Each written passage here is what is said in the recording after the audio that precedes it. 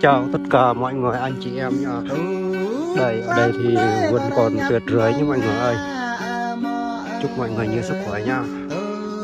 Cảm ơn mọi người đã xem video của mình nha. Mong mọi người hãy tương tác cùng nhau nha mọi người. Đây ở Canada nha mọi người ơi. Canada thì đầy tuyệt luôn mọi người ơi. Lạnh rất là lạnh luôn nha.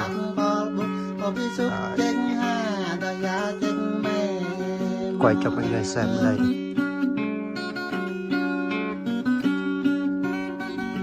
Mang la kio thì player group player thân chiều này rất là nhiều.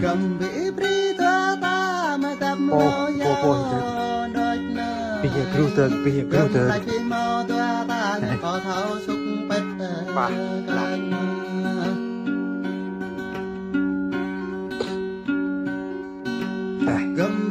ba player nào chưa này ta thập ta còn nhiều nữa Việt còn tiếp tục rời chuông nữa lạnh qua đây. Chào tất cả mọi người nha. Cảm ơn mọi người đã xem video của mình nha. Lại ở đây thì nhiều mọi người lạnh lắm, lạnh quá trời luôn nha mọi người. Đây quay cho mọi người xem đây. Mọi người xem ấy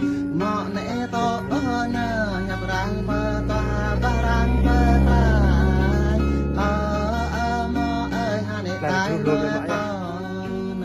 Kru là nhận chẳng ta áp cho cả nhau chẳng ta áp ta là có ba mai mai lạnh ba mò nhà mò một bơi nơ suốt lại ta bơ răng có số tầm chạy tiếp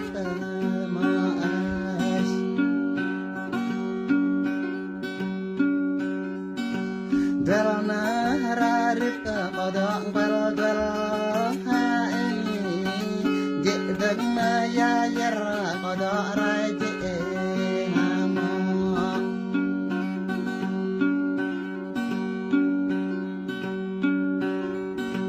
lom na ya ye kodok raje ta gom rai lu ta mu rai ngo per tu ngao na ya tapi apa ta là dạ như vậy nhau ắt ta là cái ta hay ắt lên ngam ta hay ắt lên thì là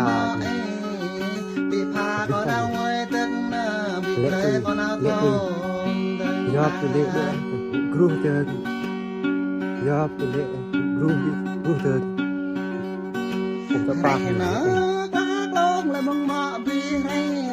tapi ta